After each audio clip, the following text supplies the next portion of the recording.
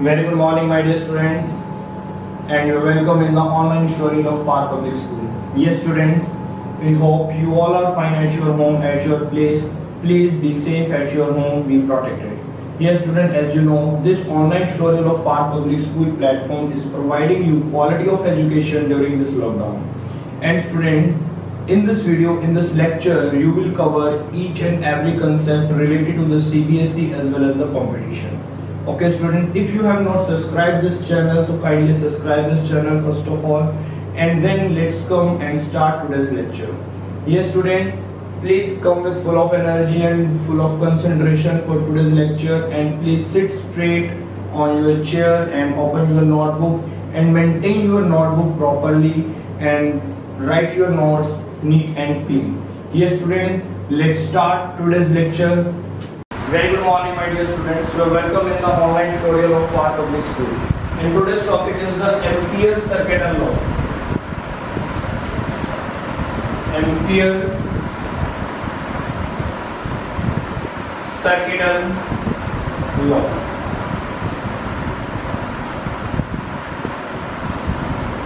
बेटा आज हम इस एम्पियर सर्किटल लॉ का बेसिक समझेंगे कि एम्पियर सर्किटल लॉ क्या है।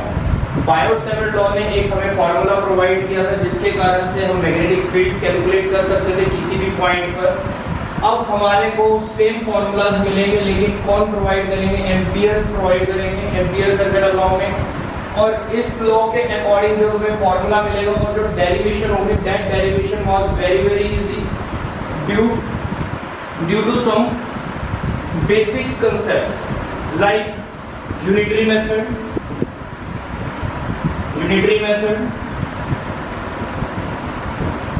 and एक इसमें हम यूनिटरी मेथड का यूज करते हैं जो बहुत बेसिक सा कंसेप्ट है। इसमें ट्रिग्नोमेट्री का यूज नहीं करोगे। बायोट-सैवर्ट के फॉर्मूलाज को ड्राइव करने के लिए हमें ट्रिग्नोमेट्री यूज करनी होती है। सेम फॉर्मूला ही ड्राइव होगा बट अब ट्रिग्नोमेट्री यूज नहीं होगी। This is very easy ampere circuital law. इसमें यूनिटरी मेथड का यूज किया जाता है। सेकंड हम इसमें यूज कर सकते हैं गॉस मेथड का। गॉस सबने पढ़ रखे हैं इलेक्ट्रिक फील्ड के अंदर कि गॉस के 4 स्टेप्स होते थे। मैं तुम्हें एक बार क्विक रिवीजन दे देता हूं। गॉस के 4 स्टेप कौन से होते थे? मुस्कान ध्यान से सुनना तुम भी। गॉस का फर्स्ट स्टेप होता था क्या, जिसमें तुम क्या एक्सप्लेन करते थे? फर्स्ट स्टेप में गॉसियन सरफेस एक्सप्लेन करते थे। गॉसियन सरफेस के बाद सेकंड स्टेप होता था, क्या एक्सप्लेन करते थे सेकंड स्टेप के अंदर? सेकंड स्टेप में याद करना तुम निकालते थे E.ds, ये कैलकुलेट करते थे गॉस में। गॉस के 4 स्टेप होते थे, first step, second step, third step and then fourth step. जिसने ये 4 स्टेप सीखी उसको गॉस आ जाता था। तो गॉस का फर्स्ट स्टेप होता था, फर्स्ट स्टेप में हम कैलकुलेट करते थे गॉसियन सरफेस की शेप बताते थे। E में और ds के अंदर हम एंगल को डिस्क्राइब करते थे कि E और ds में कितना एंगल है। सेकंड स्टेप में EDS को कैलकुलेट करते थे, थर्ड स्टेप में करंट को कैलकुलेट करते थे और फोर्थ स्टेप में क्या करते थे? अप्लाई कर देते थे गॉस लॉ। ठीक है, चलो किसी को गॉस नहीं किया, ये तो मैंने काट दिया। ठीक है, बट एम्पियर को भी मैं ऐसे ही करूंगा, लेकिन एम्पियर में समझ लेना। मान लो फॉर एग्जांपल तुम्हें गॉस नहीं आता, तुम्हें फर्स्ट यूनिट अभी रिवाइज नहीं किया, भूल गए, लेकिन अच्छी बात नहीं है कि भूल गए, बिकॉज बहुत इंपॉर्टेंट है गॉस। अब इसी के मेथड से मैं एम्पियर को करूंगा, तो साथ साथ समझ लेना कि इसमें क्या होगा, तुम्हारी क्विक रिवीजन गॉस की भी हो जाएगी। ठीक है, फर्क कितना आएगा? यहाँ पर EDS है और अब मैं B.dl कर दूंगा। एरिया की जगह में लेंथ आ जाएगा, इलेक्ट्रिक फील्ड की जगह पे मैग्नेटिक फील्ड आ जाएगा। इतना ही फर्क होगा, बाकी कोई फर्क नहीं होगा। तो दैट मींस इस कंसेप्ट से तुम पूरा का पूरा अपना गॉस रिवाइज कर सकते हो। तो केयरफुली इसको देखना, 2 कंसेप्ट तुम्हारे रिवाइज हो जाएंगे इसमें। तो अब बात करते हैं एम्पियर्स की। एम्पियर सर्किटल लॉ क्या है? एम्पियर ने कहा था, बहुत सिंपल है, ये मेन पॉइंट था एम्पियर का, कि अगर तुम्हारे पास कोई कंडक्टर है और कंडक्टर के अंदर करंट है I, तो तुम क्या कहते हो कि due to this current there is a magnetic field around the conductor. Conductor के चारों तरफ एक मैग्नेटिक फील्ड होगा और ड्यू टू दिस करंट, तो कितना मैग्नेटिक फील्ड होगा? एम्पियर ने कहा इसमें सोचने वाली क्या बात है, मैग्नेटिक फील्ड भी I होगा। क्यों? उसने इतना सिंपल कर दिया, इस चीज को बहुत ध्यान से सुनना, बहुत ध्यान से। उसने इतना सिंपल कर दिया कि जो मैग्नेटिक फील्ड है उसमें तो कुछ नहीं है, तुम I को ही तो मैग्नेटिक फील्ड बता रहे हो। कहता तुम्हारा मैग्नेटिक फील्ड किसके कारण बना? I के कारण। कहता तो I मैग्नेटिक फील्ड होगा। कहता अगर I है, I के कारण मैग्नेटिक फील्ड बना, तो हमने कहा मैग्नेटिक फील्ड कितना होगा? I। तो इसने इतना सिंपल कर दिया था कि मैग्नेटिक फील्ड किसके इक्वल बताया था इसने, करंट आई के इक्वल। अब पॉइंट ये था, ध्यान से समझेंगे तो इस चीज को तो बहुत अच्छे से क्लियर हो जाएगा। सिर्फ बेसिक समझ लो एम्पियर का, उसके बाद डेरिवेशन इजी है इसकी। बेसिक कंसेप्ट क्लियर होना चाहिए। पहला कंसेप्ट तुम्हें क्लियर हो गया, मैग्नेटिक फील्ड कितना होगा, तो सिंपल आंसर है जितना करंट हो। करंट ज्यादा होगा तो मैग्नेटिक फील्ड भी ज्यादा होगा, करंट कम होगा तो मैग्नेटिक फील्ड भी कम होगा। That's the main concept. उसके बाद उन्होंने कहा ये सब कुछ सही है, मान लो इसकी कुछ थिकनेस है, इस कंडक्टर की कुछ थिकनेस है, और अब आई करंट इसके अंदर फ्लो कर रहा है, और इसके अंदर मैग्नेटिक फील्ड कितना बन रहा है, जो बी मैग्नेटिक फील्ड बन रहा है वो किसके इक्वल बन रहा है, आई के इक्वल बन रहा है। कहता लेकिन प्रॉब्लम कहाँ है, कहता प्रॉब्लम तब आ सकती है जब ये मैग्नेटिक फील्ड बाहर एटमॉस्फेयर में आएगा। कंडक्टर से निकलकर बाहर तो भी आएगा मैग्नेटिक फील्ड इसका, क्योंकि कंडक्टर के अंदर तो मैग्नेटिक फील्ड बना ही बना, किसके कारण बना, due to the current I के कारण बना। कहता जैसे वो एटमॉस्फेयर में आएगा, वो एटमॉस्फेयर इस मैग्नेटिक फील्ड को कुछ कम कर सकता है। कैसे कम कर सकता है, क्योंकि उसके अंदर मैग्नेटिक फील्ड क्या हो सकता है, एब्जॉर्ब हो सकता है। तो अगर यहाँ पे एटमॉस्फेयर में एयर है, वाटर है, ऑयल है, क्या है, तो उसके अकॉर्डिंग हमें मीडियम का एक कांस्टेंट लेना पड़ेगा कि उस मीडियम का क्या कांस्टेंट है। और ये काम बेटा तुम इलेक्ट्रिक फील्ड में भी करते थे कि अगर इलेक्ट्रिक फील्ड हमारा मीडियम में आता है तो उसका एक कांस्टेंट मल्टीप्लाई होता था, जिसे तुम एप्सिलॉन नॉट बोलते हो, 1/4 पाई एप्सिलॉन नॉट। क्या होता था वो एप्सिलॉन नॉट? एप्सिलॉन नॉट होता था हमारे लिए परमिटिविटी। और मैग्नेटिक फील्ड में बायोट सेवेट में भी तुम करते आए हो, एक मीडियम में कांस्टेंट क्या करते आए हो, म्यू नॉट। म्यू नॉट क्या होता है, परमिएबिलिटी। तो यहाँ पर बेटा क्या होगा कि जैसे ही, अच्छा एक अपने माइंड से एक पॉइंट सोचना कि जैसे ही मैग्नेटिक फील्ड बाहर वाले मीडियम में आएगा कंडक्टर से, जब कंडक्टर से बाहर आएगा मैग्नेटिक फील्ड, तो वो मैग्नेटिक फील्ड कम होगा या ज्यादा होगा, तो आंसर है कम होगा। कम करने के लिए तुम किसी क्वांटिटी को डिवाइड करते हो या मल्टीप्लाई करते हो, तो आंसर है डिवाइड करते हैं। तो डिवाइड करते हैं तो फिर उस टाइम पे इस मैग्नेटिक फील्ड को हम इस मीडियम के कांस्टेंट से डिवाइड कर देंगे म्यू नॉट। म्यू नॉट का मतलब मीडियम कौन सा लिया तुमने, फ्री स्पेस। समझ आया पॉइंट कि तब ये मैग्नेटिक फील्ड कम हो जाएगा। क्यों कम? Due to the current I. I current ने बनाया मैग्नेटिक फील्ड, लेकिन ये मैग्नेटिक फील्ड कम हो गया। कितना कम हो गया? किससे डिवाइड कर दिया? मीडियम के कांस्टेंट से। That is known as the permeability. क्या बोलेंगे इसको? परमीएबिलिटी। हमें प्रॉपर वैल्यू पता है, हमें प्रॉपर वैल्यू पता है, म्यू नॉट अपॉन में 4 पाई की वैल्यू कितनी होती है, 10 रेज़ टू पावर। तो म्यू नॉट की तो भी पता लग जाती है फिर 4 pi into 10 raise to power -7। Point clear है यहाँ तक?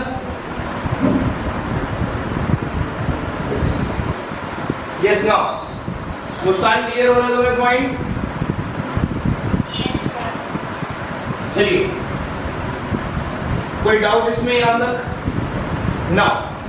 अब यहां से अगर मैं कहूं कि b कितना आ गया, तो b कितना आ गया, म्यू नॉट। That's it. ये किसने बताया? इतना आसान किसने किया? इतना आसान हमारे कौन से अंकल ने किया? एम्पियर। एम्पियर देखो नाम कैसे रखा गया, बेसिकली साइंटिस्ट का नाम ये नहीं है, जिन्होंने इस चीज को इन्वेंट किया उनका नाम नहीं है एम्पियर। सर्किटल लोग क्यों नाम पड़ा? क्योंकि इन्होंने मैग्नेटिक फील्ड को किसके इक्वल बताया था? आई के इक्वल बताया था। और करंट का जो एसआई यूनिट होता है वो क्या होता है? एम्पियर। तो that's why this is called the ampere circuital law. Point clear? अब है इसके बाद एक और मेन पॉइंट समझने का, बहुत ध्यान से समझना, फिर हम इसको स्पीडली कर लेंगे। अब वो ये मेन पॉइंट है कि अगर ये एक कंडक्टर है, अब ध्यान से देखना, हर कोई इसको ध्यान से समझना इस पॉइंट को, कि ये एक मेरे पास मेन कंडक्टर है जिसके अंदर कोई करंट फ्लो कर रहा है बेटा आई। और अगर करंट फ्लो कर रहा है आई, तो मैं यहाँ पर कोसेंट्रिक सर्कल बनाऊंगा। ये मैंने कुछ कोसेंट्रिक सर्कल यहाँ पे ड्रॉ कर दिए। तो अब इन कोसेंट्रिक सर्कल्स के कारण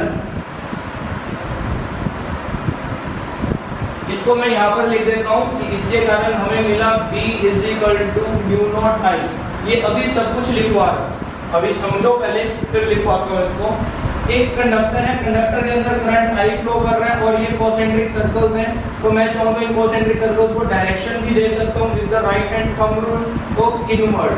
देख सकते हो थंब किस डायरेक्शन में होगा? थंब होगा करंट की डायरेक्शन में, फिंगर होगी इनवर्ड। तो this is the anti clock. बेटा ये साथ साथ प्रैक्टिस किया करो तभी एडजस्ट हो पाएगा।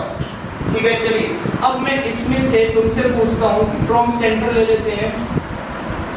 ये सर्कल होता है कॉन्सेंट्रिक सर्कल। फॉर एग्जाम्पल ध्यान से समझना, इस पॉइंट को मैं तुम्हें एक एग्जाम्पल लेके करवा रहा हूँ, उस एग्जाम्पल से बहुत ध्यान से समझना। अगर कोई डाउट हो तो साथ ही साथ मेरे से पूछ सकते हो। ये सुनाओ, मैं कहता हूँ कि मेरे पास इसके कारण जो आई के कारण मैग्नेटिक फील्ड बनता है वो टोटल बनता है 100। याद रखना कितना बनता है टोटल? 100 टोटल बनता है। अब मैं इस पॉइंट से लेकर इस पर एक पॉइंट पर मैग्नेटिक फील्ड निकाल लेता हूँ डीएल के कारण। किसके कारण निकाल लेता हूँ? स्मॉल कोई लेंथ है डीएल, उसके कारण मैग्नेटिक फील्ड निकालता हूँ। वो आया मेरे पास 10। This is the magnetic field intensity at point P from the current carrying conductor. ठीक है, एट सम डिस्टेंस लिख सकते हो, पोजीशन वेक्टर ले सकते हो r।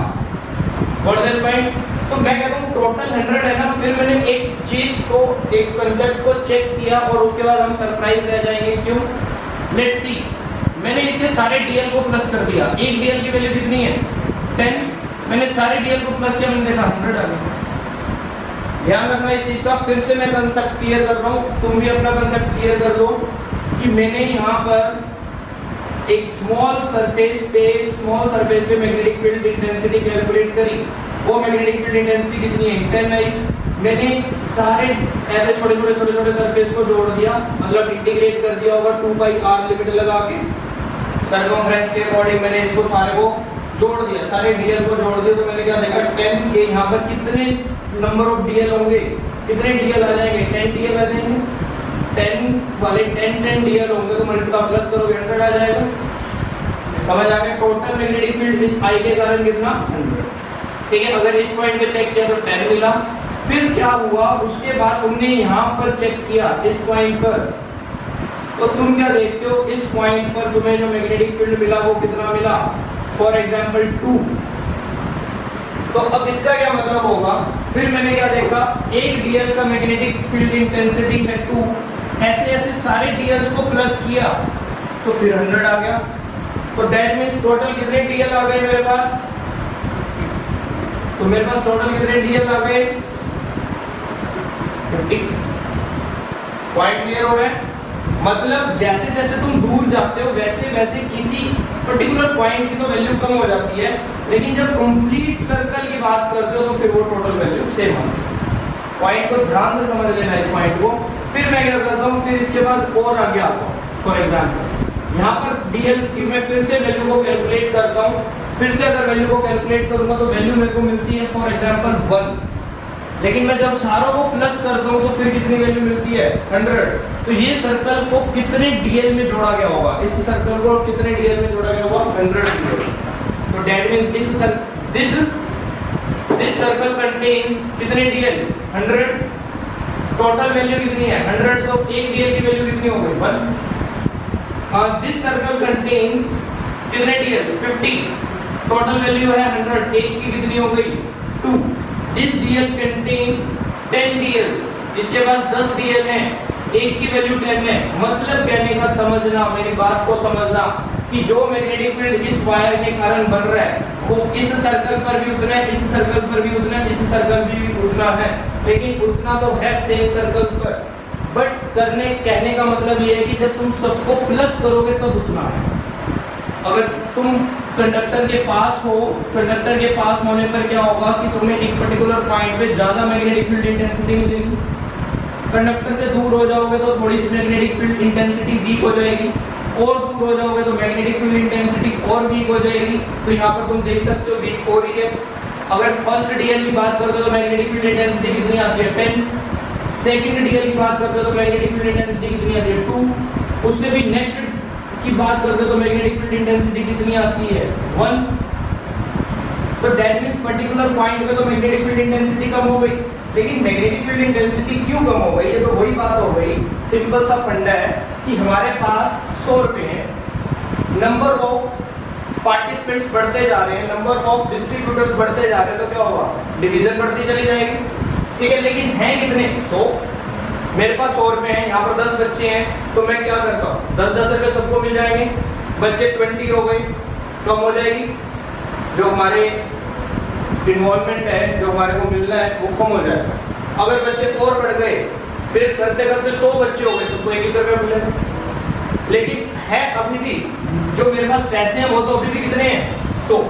इस वायर के कारण जो मैग्नेटिक फील्ड बन रहा है वो तो अभी भी उतना ही बन रहा है, ठीक है। कम डीएल है तो एक डीएल की इंटेंसिटी ज्यादा हो जाती है। अगर नंबर ऑफ डीएल बढ़ जाएंगे तो पर्टिकुलर डीएल के अंदर वैल्यू कम हो जाएगी। पॉइंट सबको क्लियर हुआ? ये बहुत सिंपल पॉइंट है कि अगर हम नंबर ऑफ डीएल बढ़ा देंगे, नंबर ऑफ डीएल बढ़ाने से डीएल की इंटेंसिटी कम हो जाएगी। तो इस चीज को तुम, इस एग्जांपल को, एम्पियर सर्किट लॉ को सिंपल रिवाइज कर सकते हो। सिंपल एग्जांपल लेके क्या हमारे पास 100 रुपीज है, जैसे जैसे नंबर ऑफ स्टूडेंट या जैसे जैसे नंबर ऑफ पार्टिसिपेंट्स इंक्रीज होंगे तो जितने हकदार ज्यादा आ जाएंगे तो उतना ही क्या होगा, इंडिविजुअल की अमाउंट कम हो जाएगी। सिंपल एग्जांपल लेके इसको रिवाइज करो, माइंड में इस चीज को याद कर लो कि पर्टिकुलर एक, देखो तुम्हें अगर मैं कहता हूँ just find out the total magnetic field, just find out the total magnetic field of the total magnetic field due to this conductor. अब टोटल इस पे निकाल लो, टोटल फर्स्ट सर्कल पे निकाल लो, टोटल तुम सेकंड पे निकाल लो, टोटल जो तुम थर्ड पे निकाल लो, टोटल आएगी तो 100। पॉइंट समझ आया या नहीं आया? तो दैट मींस तुम किसी भी पॉइंट पर मैग्नेटिक फील्ड इंटेंसिटी निकाल सकते हो, लेकिन जब टोटल करोगे तो टोटल अपने आप उतनी हो जाएगी जितना इस कंडक्टर के अंदर मैग्नेटिक फील्ड बन रहा है। ना तो कम होगा ना ज्यादा होगा। क्यों? कम हो नहीं सकता क्योंकि उतना तो बन ही रहा है, ज्यादा हो नहीं सकता क्यों, उससे ज्यादा कहां से बनाए। हाँ, उससे ज्यादा अगर बनाना है तो करंट इंक्रीज करना पड़ेगा। समझ आ गया होगा पॉइंट? तो एम्पियर का सिंपल सा फंडा है कि जितना करंट दोगे उतना मैग्नेटिक फील्ड मिलेगा, और हर मैग्नेटिक फील्ड लाइन पे टोटल मैग्नेटिक फील्ड हमेशा सेम होता है। नंबर ऑफ डीएल अगर बढ़ते हैं तो उसके कारण से एक डीएल की इंटेंसिटी कम हो जाती है। तो सिंपल सा ये एग्जांपल है, पैसों वाला एग्जांपल तुम याद कर सकते हो। अगर मैं तुमसे अब पूछता हूँ कि मुझे तो टोटल मैग्नेटिक फील्ड बताओ, बहुत सिंपल है बेटा, बहुत सिंपल है। यहाँ पर थोड़ा ध्यान से देखना कि हम टोटल मैग्नेटिक फील्ड कैसे कैलकुलेट कर सकते हैं। मैं चाहता हूँ तुमसे टोटल मैग्नेटिक फील्ड पूछना, तुम कहोगे सर मैं कर लूंगा टोटल मैग्नेटिक फील्ड कैलकुलेट, पर कैसे कर लूंगा? लेट्स सी, देखते हैं टोटल मैग्नेटिक फील्ड तुम कैसे कैलकुलेट कर दोगे। इस B का अगर मैं इंटीग्रेशन कर दूं, अगर मैं एक छोटे से डीएल का मैग्नेटिक फील्ड निकालकर इंटीग्रेशन कर दूं, टोटल आ जाएगा। अब वो इंटीग्रेशन छोटे सर्कल का करो, वो इंटीग्रेशन बड़े का करो, वो इंटीग्रेशन उससे बड़े का करो, लेकिन टोटल तो कितना आएगा? सेम। तो दैट मींस टोटल इंटीग्रेशन तुमने कैसे निकाला, टोटल मैग्नेटिक फील्ड तुमने कैसे निकाला? तुमने टोटल मैग्नेटिक फील्ड छोटे छोटे सारे डीएल्स को जोड़ दिया। अब वो सारे डीएल्स को इसके जोड़ोगे तो डीएल कम होंगे, इसके जोड़ोगे तो डीएल बढ़ जाएंगे, लेकिन डीएल की वैल्यू कम हो जाएगी। पॉइंट समझ आ रहे हैं नहीं आ रहा? सिंपल है फंडा, बिल्कुल सिंपल है, पैसों वाले पॉइंट से तुम समझ सकते हो। तो ये हमारा बेसिक फंडा है। तो अब थोड़ा सा इसको लिखना स्टार्ट करते हैं। लिखने से पहले मैं तुम्हें ये बता देता हूँ जो तुमने यूज करना है कि टोटल मैग्नेटिक फील्ड हम कैसे निकालेंगे। तो आंसर है बेटा, टोटल मैग्नेटिक फील्ड निकालने के लिए तुम्हें करना क्या होगा? टोटल मैग्नेटिक फील्ड निकालने के लिए तुमने अपने मैग्नेटिक फील्ड को डीएल के साथ मल्टीप्लाई किया, मतलब तुमने बीडीएल का मैग्नेटिक फील्ड निकाला। बीडीएल छोटे से एलिमेंट का तुमने मैग्नेटिक फील्ड निकाल लिया। अगर मैं सारों को क्या कर दूं, सारों को प्लस कर दूं, मैंने क्लोज इंटीग्रेशन क्यों लिया? क्योंकि ये सर्कल है, सर्कल है तो इनमें ना तो कोई स्टार्टिंग है ना ही कोई इनकी एंडिंग है। तो इंटीग्रेशन कैसे करोगे? क्लोज इंटीग्रेशन करोगे। इसके अंदर कितने डीएल है सारे प्लस हो जाएंगे, ठीक है। हर डीएल के पास कितना इंटेंसिटी है? बी है, तो टोटल तुम्हारे को पता चल जाएगा। इसको बोलते हैं, ये सारा कुछ अभी लिखवा रहा, इसको बोलते हैं, इस मेथड को बोलते हैं simple method, that is called the line integral. क्यों बोलते हैं लाइन इंटीग्रल बताना? इसको लाइन इंटीग्रल इसलिए बोलते हैं कि छोटी छोटी लाइंस का इंटीग्रेशन तो किया तुमने, सारे डीएल डीएल डीएल को क्या कर दिया? प्लस कर दिया। मुस्कान कुछ पूछना बेटा तुमको? क्लियर हो रहा है बेटा? चलिए, जितने भी स्टूडेंट्स देख रहे हैं, अगर किसी को कोई डाउट है, जो लाइव देख रहे हैं तो डाउट अपने क्लियर कर लेना, डाउट नहीं रहना चाहिए, क्योंकि ये वाला जो लॉ है तुम्हें बहुत भी रिवाइज करवा देगा और ये खुद भी इजी सा लॉ है। सिंपल फंडा मैंने तुम्हें समझा दिया कि किसी भी सर्कल में अगर मैग्नेटिक फील्ड इंटेंसिटी कैलकुलेट करोगे तो वो मैग्नेटिक फील्ड इंटेंसिटी टोटल हमेशा सेम है। चलिए लिखना स्टार्ट कर दीजिए स्टूडेंट्स। हेडिंग बना दीजिए एम्पियर सर्किट लॉ और लिखिए अकॉर्डिंग टू एम्पियर लॉ। सभी बच्चे लिखना स्टार्ट करेंगे। Open your notebook, start writing.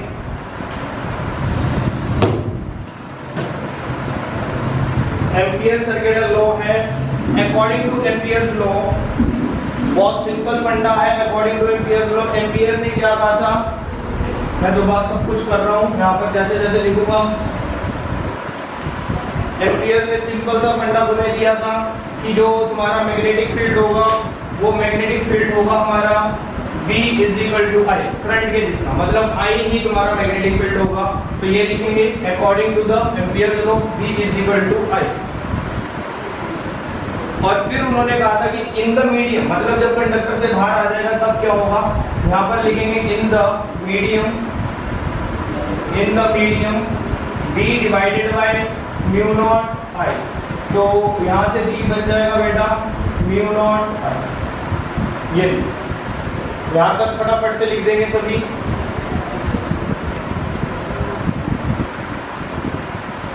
इसके आगे एक लाइन लिखेंगे, दिस मैग्नेटिक फील्ड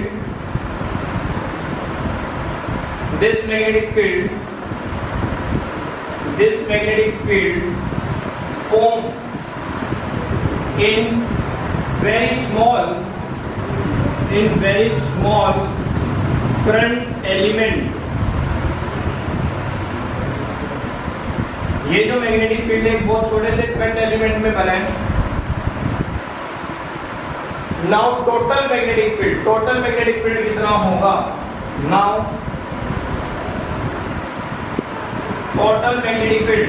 अभी बेटा हमने समझा कि अगर मैं छोटे सारे एलिमेंट्स को जोड़ दूं तो तुम्हें टोटल मैग्नेटिक फील्ड मिलेगा। ठीक है, तो कोई भी एलिमेंट जोड़ दो, किसी भी सर्कल के एलिमेंट को जोड़ दो तो तुम्हें हमेशा क्या मिलेगा, टोटल मैग्नेटिक फील्ड मिलेगा। अब ये जो टोटल मैग्नेटिक फील्ड होगा, ये टोटल मैग्नेटिक फील्ड को कैसे निकालोगे, अभी मैंने तुम्हें एक सिंपल सा पॉइंट बताया, लाइन इंटीग्रल, मतलब डीएल को जोड़ दो। तो यहाँ पर कैसे निकालेंगे, लेट्स सी। मेरे पास जो मैग्नेटिक फील्ड है वो किसके बराबर है, म्यू नॉट आई के बराबर है। अब मैं magnetic field, total magnetic field कैसे निकालूं, तो टोटल मैग्नेटिक फील्ड निकालने के लिए मुझे क्या करना पड़ेगा, क्रॉस इंटीग्रेशन करना पड़ेगा B का। और एक जो मैग्नेटिक फील्ड है B किसके अंदर होगा बेटा, ये देख सकते हो। हाँ, यहाँ पर थोड़ा सा ध्यान दो, स्टॉप राइटिंग, यहाँ पर ध्यान दो। This magnetic field form in very small current element, बहुत छोटे से एलिमेंट के अंदर ये वाला मैग्नेटिक फील्ड बन रहा है। तो डेट मीन इसके साथ क्या मल्टीप्लाई करोगे, तो यहाँ पर क्रॉस इंटीग्रेशन का ध्यान रखना, ये तुम्हारा सबसे इंपॉर्टेंट फॉर्मूला है। दिस इज नॉन एज, यही एम्पियर सर्किट लॉ है। ये डेफिनेशन आती है पेपर में, बायो-सैवर्ट लॉ की भी डेफिनेशन इंपॉर्टेंट है और एम्पियर सर्किट लॉ की भी डेफिनेशन इंपॉर्टेंट है। अगर एम्पियर सर्किट लॉ की डेफिनेशन आती है तो ये तुम्हें करके दिखाना होगा, इसका मैं प्रूफ भी तुम्हें दे रहा हूँ। तो mu naught I is equal to, ये समझ आया किसी को क्या है, ये नहीं समझ आया तो यहाँ पर लिखेंगे, यहाँ पर लिख देंगे this is line integral,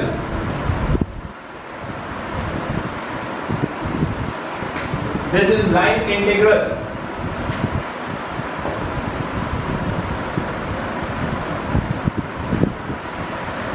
done. Right now next part. अच्छा बेटा, इसमें एक बात पॉइंट तो मुझे नहीं बताना चाहिए या बता देना चाहिए कि अगर मैं यहाँ पे वेक्टर लगा लेता हूँ तो इसे ओपन कर लोगे, डॉट को ओपन कर सकते हैं, BDL cos थीटा, तो वो भी लिख लो, mu naught I is equal to, what is the mu naught I, what is the mu naught. चलिए, तो mu naught I is equal to cross integral BDL cos theta. मैं एक बार definition repeat कर रहा हूँ, सभी चेक कर लेंगे कि यही डेफिनेशन लिखा हुआ है हमने, इसी को मैंने इंग्लिश में लिख दी है। क्या, जो एम्पियर सर्किट लॉ है, इसी को हम इस पॉइंट को इंग्लिश में बता रहे हैं। This is the line integral of magnetic field which is equal to the mu naught times the electric current flowing in the conductor. This is Ampere's law. चलिए नाउ नेक्स्ट पॉइंट में आते हैं। यहाँ तक हमने कंप्लीट कर लिया और जहाँ तक मुझे लग रहा है कि यहाँ पर तुम्हारे को डेफिनेशन देखने को मिल सकती है इस बार पेपर, क्योंकि लास्ट टाइम बायोट सैवर्ट को यूज किया जा रहा था, इस बार इस एम्पियर सर्किट लॉ को यूज किया जा सकता है। तो बेटा एम्पियर के ऊपर इंपॉर्टेंट लिख लेना। अगर तुम बेसिकली मेरे पॉइंट ऑफ व्यू से देखो ना, तो थर्ड यूनिट में अगर तुम सिर्फ 4 डेरिवेशंस करके जाते हो तो थर्ड यूनिट में से कुछ ना कुछ मिल जाता है। तो थर्ड यूनिट में 4 डेरिवेशन कौन सी है? बायोट सैवर्ट कर ली, अब आएंगी एम्पियर्स। तो ये डेरिवेशंस में से कुछ ना कुछ बड़ा क्वेश्चन तुम्हें मिलता है पेपर में, देखो तो ध्यान से करेंगे। और अब जो मैं करूंगा इसके अंदर अब देखना तुम्हें एक ही डेरिवेशन में, एक छोटी सी डेरिवेशन में तुम्हारा गॉस भी रिवाइज हो जाएगा। So now write down applications of ampere circuital law. अब एम्पियर सर्किटल लॉ की मैं एप्लीकेशंस करवाऊंगा, उसमें तुम क्या ऑब्जर्व करोगे, उसमें ये ऑब्जर्व करोगे कि ये तो सेम फॉर्मूलाज बन रहे हैं जो बायोट सैवर्ट ने बनाए थे मैग्नेटिक फील्ड कैलकुलेट करने के लिए। जैसे due to the straight conductor, due to the circular coil, same formulas बनेंगे। और लेकिन इसके अंदर कहीं ट्रिग्नोमेट्री यूज नहीं होगी, बहुत सिंपल रहेगा। ठीक है, बच्चों का डाउट होता है, वो डाउट क्या होता है वो मैं तुम्हें क्लियर कर देता हूँ। बच्चे कहते हैं कि सर अगर स्ट्रेट कंडक्टर के कारण आ गया तो बायोट सैवर्ट से करें या एम्पियर सर्किटल लॉ से करें सॉल्व। तो देखिए अगर उन्होंने कुछ मेंशन नहीं किया हुआ, जस्ट पूछ लिया कि magnetic field due to the current carrying straight conductor, कोई भी लॉ लगा सकते हैं। एम्पियर सर्किटल लॉ लगा दो या बायोट सैवर्ट लॉ लगा दो, कोई भी लॉ लगा दो, कोई नहीं पूछ रहा। इन द केस अगर मेंशन किया हुआ है तब तो चॉइस खत्म हो जाता है। ठीक है, तो ध्यान रखना इस चीज का। लेकिन अब स्टार्ट करते हैं एप्लीकेशन से। एप्लीकेशन को ध्यान से करना, बहुत सिंपल एप्लीकेशन है। फर्स्ट एप्लीकेशन को लिख लो, magnetic field due to current carrying straight conductor. Biot Savart में देखना कितना मुश्किल था और आज छूट क्यों हुई डेरिवेशन। तो बहुत इजी हो गया था, लिटरली बहुत इजी हो गया था मैग्नेटिक फील्ड को कैलकुलेट करना after this Ampere circuital law. We should thankful to this law. तो लेट्स सी, अभी इसका प्रूफ भी देखते हैं कि सही में इजी हुआ था या नहीं हुआ था।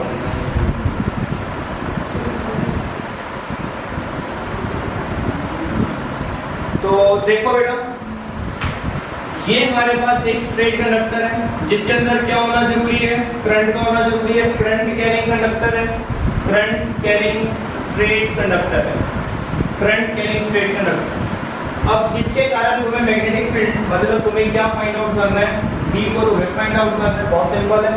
अगर मैं बायोट सैवर्ट की बात करूं तो मुझे एक लाइन बनानी पड़ेगी, एंगल्स बनाने पड़ेंगे, θ1 θ2 लेना पड़ेगा। ठीक है, यहाँ पे tan लेना पड़ेगा, पोजीशन वेक्टर लेना पड़ेगा, ट्रिग्नोमेट्री बनानी पड़ेगी। अब ऐसा कुछ नहीं करना। अब क्या करना पड़ेगा? सिंपल सा कोई भी एक सर्कल बनाऊंगा मैं, कॉन्सेंट्रिक सर्कल नहीं बनाऊंगा बहुत सारे। क्यों?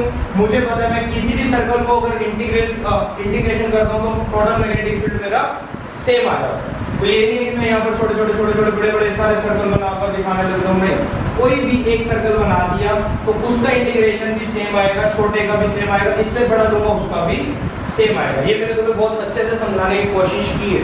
तो अब देखते हैं आगे। तो पहले तो ये स्टेप बाय स्टेप थोड़ा सा इसके अंदर ये एरो जरूर बना लिया करो अकॉर्डिंग टू योर करंट। ठीक, करंट ऊपर है तो एरो ऐसे एंटी क्लॉक होंगे, तो यहाँ तक ड्रॉ करो स्टेप बाय स्टेप। एक ही एप्लीकेशन पूरी करेंगे आज। इसकी first application current carrying straight conductor. तो ये सबने ड्रॉ किया। इसके आगे लिखिए कंसीडर अ कंडक्टर, थोड़ी सी कंसीडरेशन कर। Consider a conductor having current I, consider a conductor having current I at point P where we have to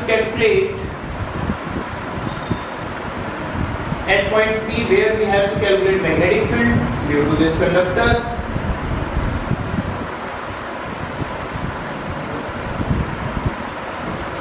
Due to this conductor which is at a distance r, normally from the conductor, which is at a distance r, conductor से 90 degree के distance पर ये point का जो दिया हुआ है distance वो r दिया हुआ है। सिंपल, इस पॉइंट पे मुझे कैलकुलेट करना है मैग्नेटिक फील्ड। मैं रिपीट कर देता हूँ। Consider conductor having a current I at a point P where we have to calculate magnetic field which is at distance r normally to the conductor, which is at a distance r normally to the conductor। चलिए बस इतनी information हमें बहुत sufficient है। अब थोड़ा सा तो तुम्हें अंदाजा लग गया होगा कि कहाँ वो डायग्राम है और कहाँ ये छोटा सा डायग्राम है, काम वही सेम होने जा रहा है यहाँ पर भी। तो लेट्स सी, स्टार्ट करते हैं। स्टेप नंबर 1, बेटा देखो गॉस की तरह मैं काम करूंगा। एक पॉइंट तुम्हें बताना बाकी है, एक पॉइंट सुन लो, ध्यान से सुन लो। गॉस में तुम एक काम करते थे, गॉस में ये काम करते थे कि तुम्हारे पास एक सरफेस होता था, उस सरफेस के अंदर कितना करंट है, उस सरफेस के अंदर कितना फ्लक्स है, सिर्फ वही कैलकुलेट करते थे। तो इसको कई बच्चे समझ ही नहीं पाते कि सर क्या गॉसियन सरफेस होते हैं। ये एम्पीरियन, मैं यहाँ पर एम्पीरियन सरफेस वर्ड यूज करूंगा तो स्टूडेंट्स को क्लियर नहीं होता कि what is the meaning of the Gaussian surface, what is the meaning of the Amperian surface. तो इसको एक हम अपनी बेसिक लैंग्वेज में बात करते हैं। इसका मतलब है लिफाफा। लिफाफे का मतलब क्या होगा? लिफाफे का मतलब, पॉली बैग का मतलब ये होगा कि अगर मुझे इस बॉटल को एक पॉली बैग में डालना है तो उस पॉली बैग की मिनिमम वॉल्यूम इतनी होनी चाहिए जितनी इस बॉटल की वॉल्यूम है। छोटे से पॉली बैग में तो इतनी बड़ी बॉटल नहीं आएगी, या फिर पॉली बैग बड़ा होना चाहिए। पॉइंट क्लियर हुआ या नहीं हुआ? तो ऐसे ही कुछ गॉसियन सरफेस की बात कर लो या एम्पीरियन सरफेस की बात कर लो, ऐसा ही होता है कि मैं कहता हूँ कि मुझे इस सर्कल को एम्पीरियन सरफेस के अंदर रखना है, तो एम्पीरियन सरफेस या तो सर्कल के जितना होना चाहिए या फिर सर्कल से बड़ा होना चाहिए। छोटा होगा तो फिर वो सर्कल को कवर नहीं कर पाए। पॉइंट क्लियर हो रहे हैं? तो क्या होता है एम्पीरियन सरफेस या गॉसियन सरफेस? कुछ नहीं है, जस्ट लाइक अ पॉली बैग। मिनिमम वॉल्यूम तुम्हारे सामने है जितना ऑब्जेक्ट है, और मैक्सिमम तुम खुद सोच सकते हो कि मैक्सिमम जितनी मर्जी ले लो। पॉइंट क्लियर हुआ? तो अब इसमें देखते हैं कि कैसे यूज करेंगे।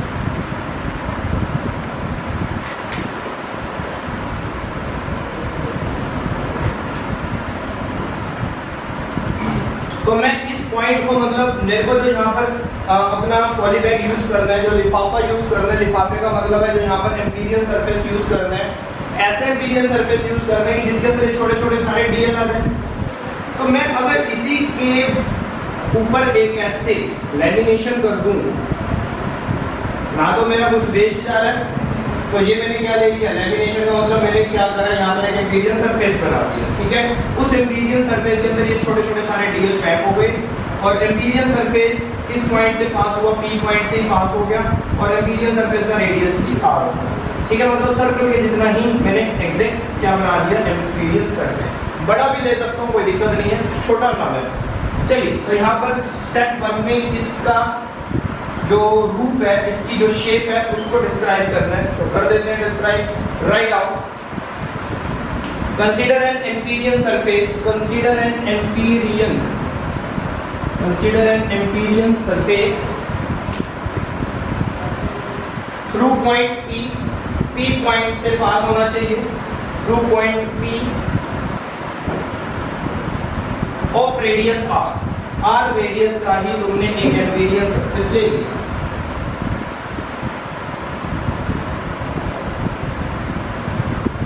चलिए, अच्छा बेटा, एक छोटा सा पॉइंट, ये जो डीएल होता है, अभी तुमने एक फॉर्मूला देखा होगा, तो उस फॉर्मूले को मैं थोड़ा सा यूज करता हूँ और तुम्हें समझा देता हूँ।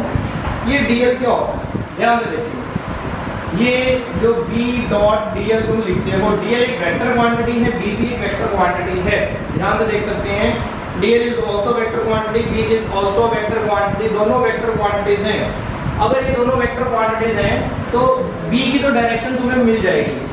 आंसर है कौन सा रूल लगा के मिलेगी, कौन सा रूल लगा के मिलेगी, राइट हैंड रूल।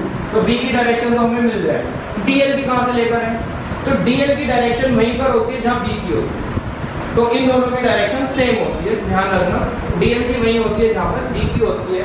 सर्कल वाले केसेस में तो वैसी कोई प्रॉब्लम नहीं आती। क्यों? ये मैंने एक छोटा सा डीएल बनाया, दिस इज द डीएल। अब B कहां पर है, B भी उसी डायरेक्शन में है, अंदर वाली डायरेक्शन में, डीएल के अंदर, तो दोनों की डायरेक्शन सेम है। डीएल की डायरेक्शन और B की डायरेक्शन बोथ आर सेम। अगर दोनों की डायरेक्शन सेम है तो इन दोनों में एंगल कितना हो जाएगा, थीटा कितना हो जाएगा, 0 डिग्री हो जाएगा। और नहीं याद होता, ये याद कर लो, इस सर्कल वाले केस में डीएल और B की डायरेक्शन सेम रहती है। ठीक है, हमेशा रहती है। ये चीज तुम्हें बेटा गॉस में भी काम आएगी। ठीक है, तो ये dl क्या है? dl is basically small element. अब ये सर्कल को तुम ऐसे कंसीडर मत करो, इसको ऐसे सोच कर देखो, ऐसे सोच कर देखो, इसमें मैग्नेटिक फील्ड ऐसे घूम रहा है। अगर मैग्नेटिक फील्ड ऐसे घूम रहा है तो dl यहाँ पर है, तो dl की डायरेक्शन इधर, मैग्नेटिक फील्ड की भी ऐसे आएगी डायरेक्शन इधर, फिर इधर जो dl है उसकी डायरेक्शन भी इधर, दोनों की डायरेक्शन सेम डायरेक्शन का मतलब एंगल कितना? 0। ठीक है, तो स्टेप 1 कंप्लीट करते हैं बेटा। स्टेप 1 में हमने एम्पीरियल सरफेस बता दिया।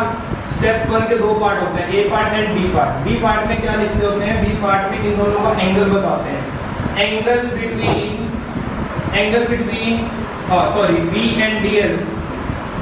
B and DL is 0। चलिए, come to the step number 2। Step second, step से याद कर लेना। फर्स्ट स्टेप में हमने एम्पीरियल सरफेस बताना है और एंगल बताना है बी का और डीएल का। स्टेप 1 खत्म हो जाएगा।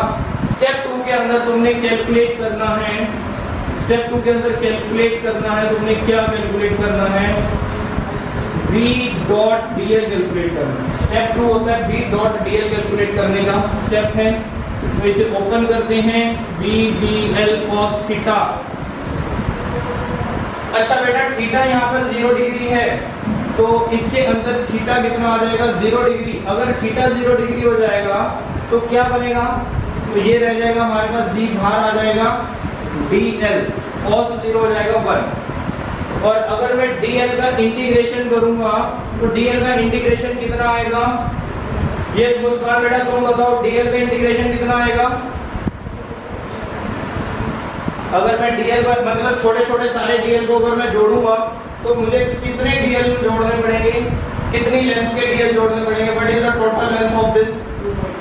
तो आंसर है सर्कमफ्रेंस ऑफ दिस सर्कल। तो इस सर्कमफ्रेंस में जितने भी dl हैं सारे dl प्लस कर दो, तो सर्कमफ्रेंस ऑफ द सर्कल आता है 2 पाई r। तो यहाँ पर लिख देते हैं बेटा। इसके बाद मैं यहाँ सॉल्व कर रहा हूँ, तो हमारे पास b डॉट dl की जो कैलकुलेशन आई है वो आई है b 2 पाई r स्मॉल है या कैपिटल स्मॉल। तो समझ आ गया होगा यहाँ तक? सिंपल, बहुत सिंपल है। फर्स्ट स्टेप सबको क्लियर हो गया, शेप बतानी है जिसके अंदर ये dl पैक हो चुके हैं। ठीक है, फिर एंगल बताना है, उसी एंगल को यहाँ पर लेकर आना होता है। ठीक है, और VDL तुम्हें कैलकुलेट करना है। थर्ड स्टेप तो बहुत इजी है। थर्ड स्टेप में क्या लिखना है? Total current enclosed in the imperial surface, मतलब इस एम्पीरियल सरफेस में जो इस पे लैमिनेशन की हुई है उसके अंदर कितना करंट है? तो आंसर है उसके अंदर से तो वायर पूरी क्रॉस कर रही है, तो I का I करंट है उसके अंदर। तो total current enclosed in the amperian surface, Amperian surface के अंदर कितना करंट? पूरी का पूरा कंडक्टर एम्पीरियल सरफेस के अंदर है, तो कंडक्टर के अंदर करंट कितना है? I। तो इसके अंदर भी करंट कितना आया? I। तो is equal to I। Total current enclosed in the amperian surface is equal to I कितना करंट है। Now done। स्टेप 4 जो लास्ट स्टेप होता है हमारा, स्टेप 4 होता है apply Ampere's law. Ampere's law क्या है? मैं इसको रफ कर रहा हूं कि एम्पियर्स लॉ क्या है। ये बेटा अभी तुमने वो लिखा था ना, एस पी नो करके लिख लेते हैं। चलो, फॉर्मूला लिखा था अभी mu naught I is equal to B dot dl। ये अभी हमने फॉर्मूला लिखा था एम्पियर लॉ का, जहाँ पे हमने डेफिनेशन लिखी थी। तो म्यू नॉट I, तो म्यू नॉट को तो म्यू नॉट ही रखेंगे। करंट कितना है? स्टेप 3 में चेक करो करंट कितना है I, तो इसको I रख दो। B डॉट dl स्टेप 2 में चेक करो वैल्यू क्या आई थी? ये आई थी value B is equal to 2 pi r। तो यहाँ से B की वैल्यू बताओ कितनी आ जाएगी? Mu naught I 2 pi r। अब जरा से अपना कृपा करके कुछ पन्नों को पीछे पलटो और चेक करो इनफाइनाइट वायर के कारण मैग्नेटिक फील्ड कितना आता था? बाय सेवन का आंसर बताओ। ये आता था, देखो कहाँ ट्रिग्नोमेट्री लगी है कहीं? 0, आंसर आ गया। ठीक है, that is the very simple method. अभी तो एक सिंपल सा एग्जांपल आया स्ट्रेट कंडक्टर का। अब नेक्स्ट क्लास में और करेंगे, सोलेनॉइड, टॉरॉइड सब करेंगे इसके अंदर। तो आज के लिए इतना है। Thank you student.